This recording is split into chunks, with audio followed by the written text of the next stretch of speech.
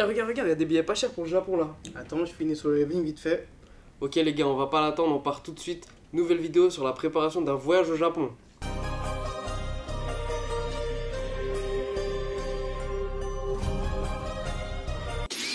Alors les gars, aujourd'hui on va parler d'un sujet, on sait que tout le monde en parle, que vous en parlez, vous nous demandez souvent en DM, nous-mêmes on en parle entre nous, c'est la préparation du voyage au Japon. Donc ce qu'il faut savoir c'est que le sensei et moi on est partis plusieurs fois au Japon. Donc on a nos expériences, on va vous donner des conseils, des choses qu'on a vécues, des choses à faire, à ne pas faire. Donc on va faire ça par étapes. Tout ce qui est budget, argent, on dira tout à la fin de la vidéo. On dit les termes ici, voilà, tout on sera bégaye dit, pas. tout sera chiffré, il n'y a pas de souci, vous pourrez faire vos calculs avec des budgets très bas et des budgets très hauts. Donc premièrement, la première chose à faire, c'est de repérer les quartiers et d'analyser la météo, si je peux dire. Pourquoi repérer les quartiers? Parce que par exemple, une personne qui a envie de visiter des temples, elle pourra se rapprocher et approcher son hôtel d'un quartier comme Asakusa par exemple. Une personne qui a envie de faire que des jeux, des trucs gaming, des trucs manga, elle ira plus proche de Akihabara. Donc voilà, vraiment analyser les quartiers pour voir ce qui s'y fait, ce qu'il y a comme activité, etc. pour, au niveau des transports, être le plus près possible pour pas perdre de temps dans les transports, parce que souvent au Japon, on perd pas mal de temps dans les transports. Et voilà, parce que Tokyo c'est une grande ville. C'est ça exactement, Tokyo c'est immense. Je pense en 14 jours, on n'a même pas le temps de faire tout Tokyo. Donc voilà, il vaut mieux se préparer à l'avance.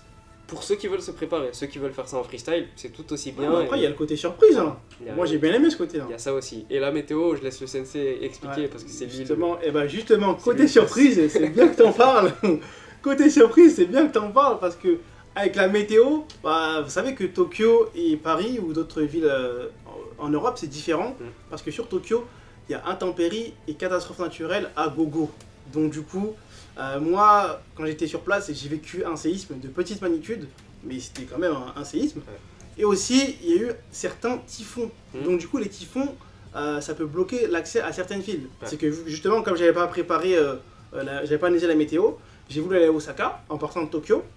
J'arrive à la gare en plus, ils font comme ça quand t'arrives, ils font ça. À la gare de Shinjuku, et ensuite on m'a dit que c'était pas possible de prendre le Shinkansen pour Osaka parce que justement à cause des intempéries, la gare était fermée.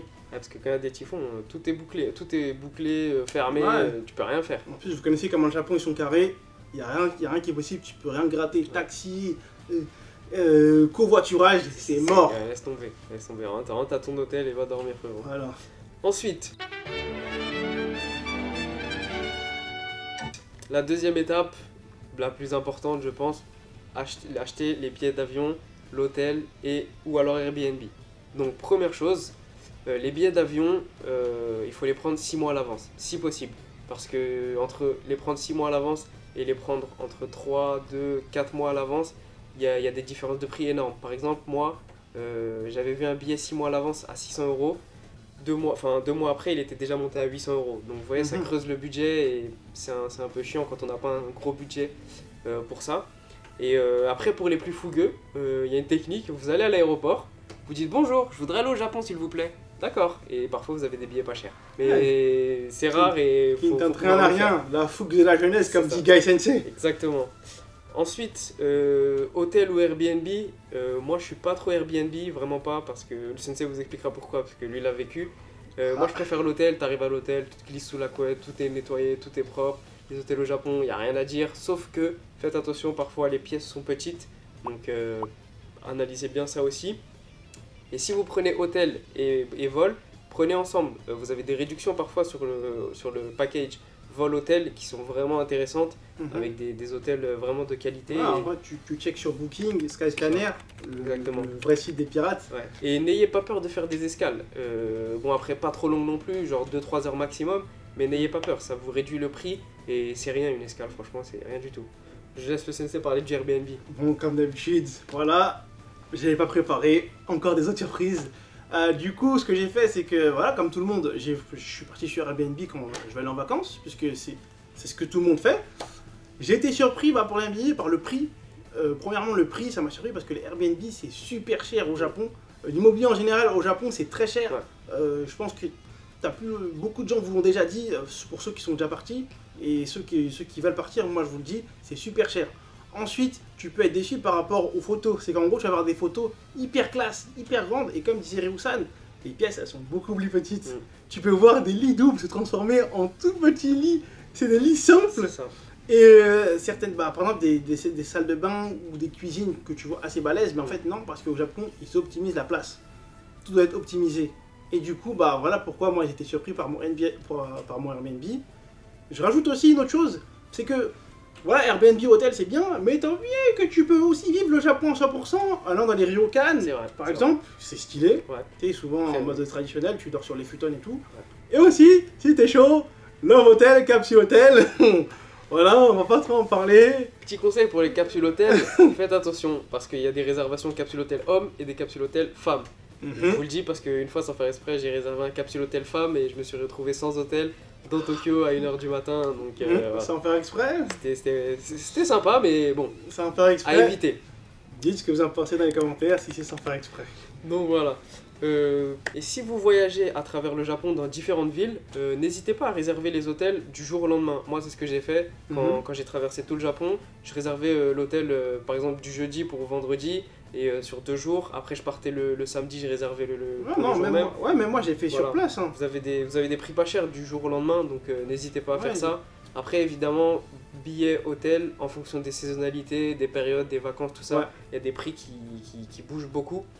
Notamment décembre, l'été, la période des cerisiers et octobre avec Halloween. Halloween, sous-côté cette fête ici, mais au Japon c'est top. Énorme. C'est une top fête. Donc voilà, pour le billet hôtel ou Airbnb, c'est ce qu'il faut retenir. Ensuite, une chose importante aussi, c'est le JR Pass. Le JR Pass, qu'est-ce que c'est? Le JR Pass, c'est comme un pass Navigo, ça vous permet de prendre les transports dans tout le Japon. C'est sous forme d'un petit papier cartonné que vous récupérez soit en France, soit au Japon. Donc vous pouvez l'acheter sur des sites comme Vivre le Japon, Kampai. voilà. Et notamment à l'ambassade du Japon, ils vous proposent sur le site. Vous récupérez ce papier en France, vous le remplissez. Et une fois au Japon, vous allez au guichet à l'aéroport, ils vous le tamponnent. Et c'est bon, vous avez votre petit pass pour visiter le Japon. Donc ça marche sur certaines lignes, bien évidemment. Parce les lignes JR? Ouais, ça marche sur les lignes JR parce qu'au Japon, il y a plusieurs sociétés dans les métros. Donc ça marche sur les lignes JR, mais elles font vraiment tout le tour de Tokyo et tout le tour du Japon. Donc pour ça, il n'y a pas de souci.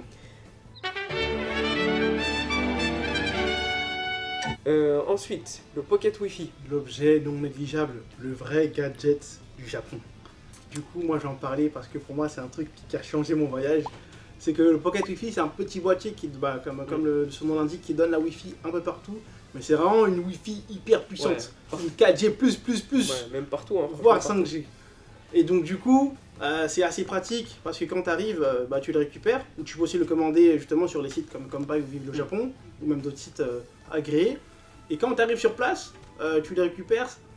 Hyper pratique parce que voilà, conseil que je donne à tous, quand vous arrivez sur place, mettez le mode avion parce qu'on ne sait jamais, vous avez des frais par rapport à votre téléphone. Ça va vite ça. Encore les autres surprises du sensei, décidément, mon voyage était plein de surprises. Et quand vous récupérez le Pocket, c'est très utile parce que ça donne la Wi-Fi à 4 personnes. Ouais. Donc du coup, quand vous êtes plusieurs, c'est pratique. C'est ça. Et aussi quand vous êtes avec votre petite amie, parce que le Japon avec sa petite amie, c'est un très bon voyage. Aussi avec votre femme et votre fiancé, bien sûr, en tant que lune de miel. Ça, c'est pour un certain jeune homme. Voilà. Et du coup, ça donne full Wi-Fi, peu importe là où vous êtes. Ce qui est pratique, c'est que voilà, vous le chargez une seule fois, ça dure entre 24 et 48 heures. Ça tient assez bien. Après, voilà. Vous pouvez prévoir une batterie externe au cas où. Mais en général, mais franchement, ça tient assez bien. Et franchement, c'est quelque chose qui coûte pas forcément cher quand on est à plusieurs. C'est pas très cher, ouais. Je crois quand on était ensemble, on avait fait moite-moite, 60-60 et c'était carré. C'est ça, pour 21 jours, on avait payé 120 € en tout, donc 60 € chacun. Le Pocket Wi-Fi, vous le récupérez à l'aéroport ou alors vous pouvez le faire livrer directement à votre hôtel, mais prenez pas de risque, récupérez-le à l'aéroport, c'est plus simple. Parce qu'aller écrire l'adresse en japonais, à part mon soleil levant, je connais personne qui peut le faire. Effectivement. Donc voilà, pour les étapes de préparation du voyage au Japon, c'est ça. Maintenant, on passe à ce que vous attendez tous. Le budget, les chiffres. Mais dis les termes. Mais dis les termes. On va tout dire. On va vous parler du voyage avec le plus de budget et le voyage avec le moins de budget. Donc faut savoir, on est des étudiants, on n'est pas, voilà, on n'est pas millionnaire, on n'est pas multimillionnaire, on a travaillé comme des acharnés pendant... Corps et âme. Voilà, pendant 1 an, on a tout mis de côté, avec des sacrifices parfois très durs. On va Mais pas en parler. le Japon, ça vaut le coup. Donc, premier voyage que j'ai fait, c'était en décembre 2017. Je suis parti du 24 décembre au 2 janvier. Donc j'ai pris mon billet et mon capsule hôtel pour 800 € pour 7 jours. Donc ça c'est vraiment pas cher. Le capsule hôtel, j'ai payé 200 € et le billet d'avion 600 parce que du coup c'est sur la période de Noël. Ce que j'ai oublié de vous dire aussi, c'est la durée du JR Pass. Vous pouvez le prendre pour 7 jours, 14 jours ou 21 jours. Petit conseil, si vous arrivez le soir, si votre avion atterrit le soir au Japon, la date d'activation du JR sur le papier, mettez-la au lendemain. Comme ça, ça vous fait pas perdre un jour et le billet le billet de train de l'aéroport à votre hôtel, vous le payez vous-même. Effectivement, encore une fois, Voilà. encore une mésaventure. C'est un bon conseil que je vous donne. Donc pour les prix du JR, ça varie vraiment très peu, mais en général, pour 7 jours, vous avez à 235 €, 14 jours, 374 € et 21 jours, 479 €. Donc voilà, c'est les prix du JR Pass.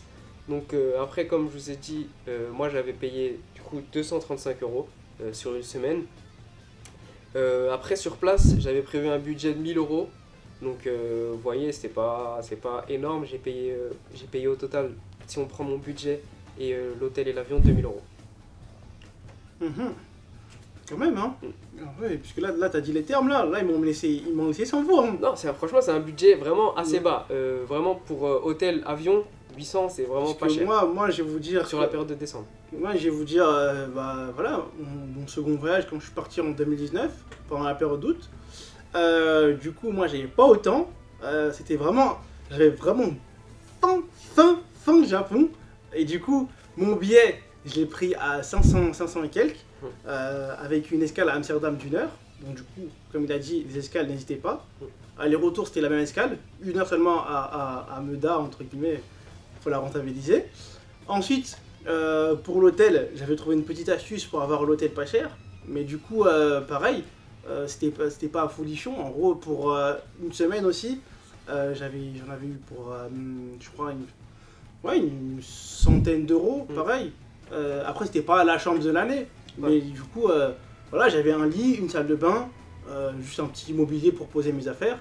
Et c'est tout. Donc du coup, voilà, là on est à 650 et quelques. Donc du coup, pour billet hôtel. Ensuite, sur place, j'avais quoi? J'avais 450. Je crois que ça fait 1000 et quelques. Du coup, en tout. Donc en vrai, avec 1000 et quelques, une semaine, si tu serres un peu ta ceinture, tu vis. Et après, juste, j'avais pas pris d'hier, j'avais pris mon Passmo. Prenez la carte Passmo, c'est quand même une sorte de passe Navigo amélioré. C'est que vous pouvez tout faire, vous pouvez payer au distributeur de boissons, payer au combini, prendre aussi, recharger votre carte pour les transports. Et ça m'a vraiment aidé parce qu'au lieu de prendre le JR, moi j'ai pris Passmo. Et du coup, vu que je savais que j'allais faire pas énormément de déplacements, c'est plus rentable. C'était plus rentable. Donc du coup, n'hésitez pas à prendre la carte Passmo. Je crois qu'elle est à 5 €. Ouais, elle coûte 5 € et ensuite vous la rechargez à volonté. Donc du coup, voilà pourquoi moi j'avais 1000 et quelques. Et du coup, j'ai pas payé de JR.